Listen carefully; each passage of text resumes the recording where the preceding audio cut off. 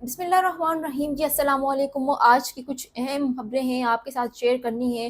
गुज़श्ता दिनों आपको पता है कि 27वीं तरमीम से तो खैर 27वीं तरमीम की तो काफ़ी दिनों से बातें चल रही थी, लेकिन आज जो एक बड़ी हैरान कुन बात हुई, जो एक एक बड़ा अच्छा अलमिया है और मेरे ख़्याल से जितने भी पॉलिटिकल पार्टीज़ हैं उनके लिए एक सबक है। और वो है, अब आज जैसे मैं बात करूँ सोहेल अफरीदी साहब की, तो सोहेल अफरीदी ने आज तमाम सूबों के वज़रा को बुलाया, उनको एक अमन जिरगा में दावत दी। और गुज़श्ता कुछ दिनों से इनके जो वज़रा हैं, जैसे कि असद कैसर लोग, सलमान अकरम राजा और इस तरह के अचकज़ई साहब, मतलब ये मुख्तलिफ़ पार्टियों के वज़रा से जाके मिलते थे, फिर उनको जाके उन्होंने दावत दी। और आज खैबर पख्तूनख्वा की असम्बली में सारे वज़रा आए। उसमें अपोज़िशन के भी लोग थे, केपीके की हुकूमत के भी लोग थे। हुकूमत को तो क्रेडिट जाता ही जाता है, सोहेल अफरीदी को तो क्रेडिट जाता ही जाता है, लेकिन उसके साथ ही अपोज़िशन को भी क्रेडिट जाता है, क्योंकि अपोज़िशन ने उनके साथ उनकी दावत पे आए, उनके साथ मिल बैठे। और आपको पता है कि एक बड़ी हैरानकुन बात जो है और बड़ी अच्छी लगी, जो हमारी सियासतदानों के लिए एक मैसेज भी है और उनके लिए एक सबक भी है। तमाम, जैसे हम कहते हैं कि महमूद खान जो साबिक गवर्नर थे केपीके के, तो वो पाकिस्तान तहरीक इंसाफ के गद्दार पाए जाते हैं। आज जैसे ही वो आए तो उनके लिए रेड कारपेट बिछाया गया, फिर उनको एक ज़बरदस्त किस्म का एक गार्ड ऑफ ऑनर पेश किया गया। इसी तरह अपोजिशन लीडर डॉक्टर इबाद जब आई तो उनको भी एक अच्छा गार्ड ऑफ ऑनर पेश किया गया। यानी कि हर एक को इतनी एक ज़बरदस्त किस्म की इज़्ज़त दी, और फिर उनके लिए एक प्रोटोकॉल देना और उनको एक इज़्ज़त देना। तो ये एक सुन के और देख के तो बड़ा अच्छा लगा कि ये एक अमन जिरगा। और ख़ास बात करूँ फैसल करीम कुंडी की, तो इस अमन जिरगे में फैसल करीम कुंडी भी बैठे थे, और फैसल करीम कुंडी ने कहा कि हमें बहैसियत एक सियासी पॉलिटिकल वर्कर हमें अपनी पार्टी को पीछे रखना चाहिए, हमें एक सूबे को रखना चाहिए आगे, क्योंकि मौजूदा जो सूरत हाल है खैबर पख्तूनख्वा में काफ़ी ज़्यादा दहशतगर्दी के मसले मसाइल हैं, काफ़ी ज़्यादा सिक्योरिटी थ्रेट हैं हर लिहाज से। तो हमें अपने सूबे को मद्देनज़र रखना चाहिए और अपने सूबे की लोगों को प्रोटेक्ट करना चाहिए। और बड़ी अच्छी गुफ्तगू हुई आपस में, सबकी सारे मिल बैठे तो एक अच्छा लगा। और जब वो बैठे अपने अपने बेंचेस पे, अपनी अपनी सीट्स पे, तो हर पार्टी के टेबल के आगे उसका एक अपना झंडा लगा, अपनी एक पहचान लगी। जैसे पीपल्स पार्टी के लोग बैठे थे तो पीपल्स पार्टी के टेबल के आगे उनका अपना झंडा लगा, पीटीआई के आगे अपना, नून लीग के जो अपोजिशन लीडर थे उनके आगे अपना झंडा लगा। तो बड़ा एक देख के खुशी हुई, सब ने अपने अपने जज्बात का, अपने इजहार का ख्याल किया। तो ये एक बड़ा अच्छा लगा दिखने को भी और सुनने को भी। तो एक खुशी से भी फील हुई कि हमारे ये बाकी के जो सियासी लोग हैं उनके लिए एक सबक है। क्योंकि आज तो कौमी असम्बली में तरमीम पास हो गई है 27वीं तरमीम में जो तहफ़्फ़ुज़ात थे वो भी दूर हो गए। और 27वीं तरमीम में तहफ़्फ़ुज़ात क्या थे जी? सबसे ज़्यादा इस 27वीं तरमीम में अदालतों को बाउंड किया गया है।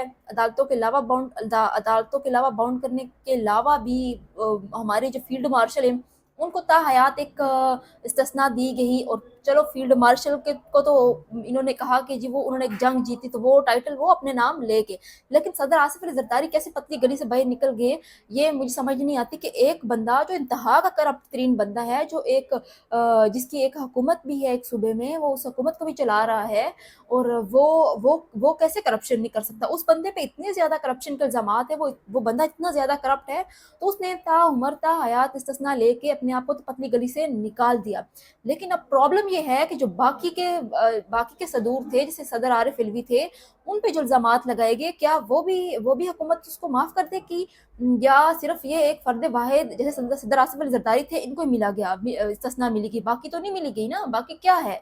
बाकी तो कुछ रहा ही नहीं, क्योंकि 27वीं तरमीम में सबसे ज़्यादा तहफ़्फ़ुज़ात पीपल्स पार्टी के अपने थे। पीपल्स पार्टी ये कहती थी कि हम तो ये मानेंगे ही नहीं। और फिर वो कहते हैं ना कि मीठा मीठा हब हब कड़वा कड़वा थू थू, तो जैसे ही बिलावल भुट्टो को लगा कि हम अपने मफादात रखें, हम अपने सदर को पहले इस्तिस्ना दें, तो ताकि वो अपने करप्शन से पाक हो सके, अपने जो उन पे इल्ज़ामात वगैरह हैं वो उससे पतली गली से निकल सके, कल को अदालतों में, कचहरियों में उनको धक्के ना खाना पड़े। तो इसलिए हम लोग एक साइड लाइन पे हो जाए। तो बिलावल भुट्टो ने 27वीं तरमीम से फ़ायदा भी उठाया। और आज मैं देख रही थी कि जो कौमी असम्बली में बिलावल भुट्टो साहब खड़े होके बड़े नाराबाजियाँ और बड़े खुश करना एक दूसरे को, तो ये तो फिर वही बात है ना कि हमारे लिए एक शर्मिंदगी کی بات ہے کہ ہم لوگ باقی پارٹیوں کو نہ بٹھائیں اور اپنے ووٹ پورے کرنے کے لیے تو ہم نے بس وہ کر دیا۔ ابھی مولانا صاحب کے لیے ایک سبق ہے یہاں پہ کہ مولانا صاحب 26ویں ترمیم کے لیے کیسے آگے آئے تھے، اور ابھی 27ویں ترمیم میں کیونکہ اس وقت ان کے ووٹ نہیں پورے تھے نا، اس لیے مولانا صاحب کے گھر صبح شام چکر لگائے جاتے تھے۔ اور ابھی میں بات کروں 27ویں ترمیم کو، تو 27ویں ترمیم میں تو مولانا صاحب کو پوچھا ہی نہیں گیا، مولانا صاحب کو تو کسی نے جھوٹے منہ ہی نہیں پوچھا۔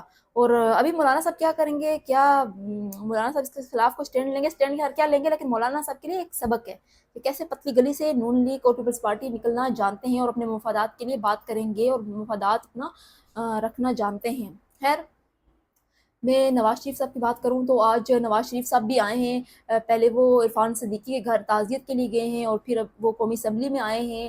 اور نواز شریف صاحب کو اگر پتہ تھا، کیونکہ عرفان صدیقی کی کل ڈیتھ ہوئی، تو نواز شریف کو چاہیے تھا کہ کل کے دن ہی آ جاتے، تو نواز شریف خیر آ جائے، ایک تو موقع بھی ہے، بہانہ بھی ہے، اور یہی رسم وفا بھی ہے۔ پہلے تو وہ گئے اپنے عرفان صدیقی گھر تعزیت کے لیے، پھر وہ قومی اسمبلی میں ووٹ ڈالنے کے لیے آئے، تو ووٹ بھی ماشاءاللہ نواز شریف صاحب اس چیز کو ڈال رہے جس کے وہ سخت اگینسٹ تھے۔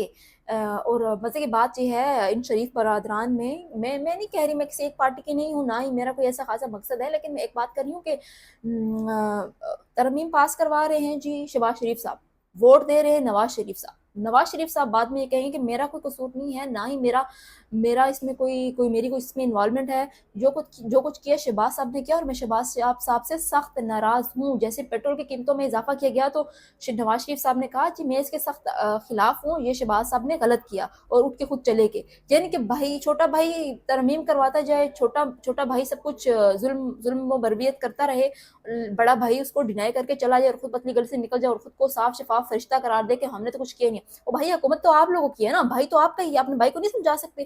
یا کیا آپ عام عوام کے لیے کیا کر رہے ہیں؟ پھر آپ کا جو نعرہ تھا ووٹ کو عزت، تو پھر وہ کہاں گیا؟ تو نواز شریف کا تو چہرہ بے نقاب ہو گیا۔ نواز شریف صاحب ہمیشہ کہتے تھے کہ آرمی چیف کو تاحیات عہدہ نہیں ملنا چاہیے، چیف جسٹس کو تاحیات عہدہ نہیں ملنا چاہیے، جس کی جتنی مدت ہے وہ مدت ملازمت پوری کر کے اپنے گھر کو جائے باعزت طریقے سے۔ تو وہ نواز شریف صاحب اب نواز شریف صاحب اسی ترمیم کے خلاف، اسی آئین کے خلاف جس کے وہ سخت اگینسٹ تھے، آج وہ ووٹ دینے بھی آ گئے۔ تو آج کوئی نواز شریف سے سوال کرنے والا ہو نا کہ نواز شریف صاحب ماضی میں آپ کیا کہتے تھے اور ابھی آپ ووٹ دینے بھی آ گئے۔ خیر چلتا ہے، یہاں سب کچھ ہوتا ہے۔ میں سینیٹر عرفان صدیقی صاحب کی بات کروں تو اللہ تعالیٰ ان کو جنت الفردوس میں اعلیٰ مقام عطا فرمائے اور ان کے لیے آسانیاں پیدا کرے، ان کے اہل خانہ کو صبر و جمیل عطا فرمائے۔ لیکن حیران کن بات یہ ہے کہ کل صبح، کیونکہ گزشتہ دنوں سے سینیٹر عرفان صدیقی صاحب بہت سخت بیمار تھے، ان کی طبیعت بہت ناساز تھی، تو کل صبح ہی جیسے ہی پتہ چلا کہ عرفان صدیقی صاحب کی ڈیتھ ہو گئی، اچھی بات ہمیں پتہ چلی، لیکن میں نے اس پہ کوئی کیسرائی نہیں کی، کیونکہ وہ ایک اچھا نہیں لگتا کہ کسی کی موت ہو اور موت پہ آپ لوگ اس پہ اپنی کیسرائیاں کریں، یا کیونکہ خبر کوئی ٹی وی چینلز پہ بھی نہیں چل رہی تھی، خبر جتنی بھی تھی وہ ایک ڈیجیٹل پلیٹ فارم کے تھرو آ رہی تھی۔ اور مجھے جیسے کہ اعزاز سید صاحب نے کہا کہ مجھے ایک نون لیگ کے سینیٹر نے یہ بات کی کہ عرفان صدیقی صاحب کی ڈیتھ ہو گئی ہے، تو آپ اس خبر کو بریک تھرو کرتے، تو بریک تھرو بیچارے کیا کرتے ہیں، ان کے اہل خانہ کو ہی نہیں پتہ تھا کہ کیا عرفان صدیقی کی ڈیتھ ہو گئی ہے، کیونکہ حکومت نے جا کے ہسپتال کے جو ڈاکٹر تھے ان کو منع کیا کہ آپ ابھی وینٹیلیٹر پہ ان کی ڈیڈ باڈی رکھیں، بعد میں ہم جب ہماری ترمیم پاس ہو جائے گی تو ہم آپ کو کہیں گے تو آپ لوگ اناؤنسمنٹ کر لینا۔ تو یہ سیاست ہے یا کیا ہے؟ ان لوگوں کے دل میں ان لوگوں کے دلوں میں کیا کوئی ذرا سے بھی انسانیت نہیں ہے، ذرا سے بھی دل نہیں ہے ان کے اندر؟ یار بندہ مر گیا ہے، ہمارے قریبی ساتھیوں میں سے ساتھ تھا، وہ ہمارے ساتھ کھڑا تھا، ہم لوگ اتنا ظلم و بربریت کرتے تھے، اتنا سب کچھ کرتے تھے، لیکن پھر بھی عرفان صدیقی ہمیں پروموٹ کرتا تھا، عرفان صدیقی ہمیں ٹاک شوز کے چینل پہ بیٹھ کے جا کے ہماری سائڈ لیتا تھا، اور نواز شریف کے تو رائٹ ہینڈ تھا عرفان صدیقی۔ تو ہم لوگ اب جب وہ بندہ مر گیا جس کی ہمیں ضرورت نہیں رہی، تو آپ دیکھو ہم لوگ اس کی میت کا ہی تماشا بنا رہے ہیں، ہم لوگ کہہ رہے ہیں کہ نہیں جی ابھی اناؤنسمنٹ نہیں کرنی، نہ ہی کسی کو بتانا، ہمیں پہلے 27ویں ترمیم پاس کروانے دو، ہمیں پہلے اپنا کام کرنے دو، تو بعد میں ٹھیک ہے ہم لوگ کر لیں گے۔ اور اس بات کو اگر نون لیگ کے لوگ ڈینائی کرتے ہیں تو بے شک کریں، کیونکہ یہ ایک شرم کی بات ہے۔ اور دوسری یہ بات ہے کہ ان لوگوں کے سینوں میں تو دل ہی نہیں ہے، سیاست کیا اسی چیز کو کہتے ہیں؟ سیاست ایک اتنی انتہائی ظلم والی بات ہے کہ مطلب ایک انسان میں، آپ کے اندر، آپ کے سینے میں کوئی دل ہی نہیں ہے۔ خیر चलें हुकूमत अगर इसको डिनाई करती है तो बेशक करे, तो क्या इस चीज़ को भी डिनाई कर रही है हुकूमत के कल जो इतना बड़ा वाक़या हुआ, मासूम जानें गईं, तो मासूम जानों के देखते हुए भी कोई स्टैंड लेते हुए आपने नहीं कहा कि हम 27वीं तरमीम बाद में पास कर लें यार, ये सब कुछ इधर ही है, लेकिन हम लोग जाके मौके पे एक्शन लें, कोई स्टैंड लें, हम लोग कोई बात करें, नहीं वहाँ तो फिर बाकायदा तरमीम पास, सेनेट से तरमीम पास करवा के तो ईशाइये एंजॉय करते रहे हुकूमत, और जो मासूम जानें हैं उस पे तो कोई तज़किरा नहीं, कोई कुछ भी नहीं। तो ये हमारे लिए बाइस एक शर्मिंदगी का बाइस है। अब देखते हैं कि कल तक के लिए क्या ख़बरें आती हैं, और अभी जो 27वीं तरमीम में इन्होंने मज़ीद तब्दीलियाँ करनी हैं, जो बिलावल साहब की भी एक फ़रमाइश होगी कि और आपस में इनकी क्या बात होती है, और 27वीं तरमीम में मज़ीद क्या ये बहस करेंगे, और देखते हैं कि अब 28वीं तरमीम कितने दिनों बाद आ रही है। इजाज़त दीजिए, खुदा हाफ़िज़।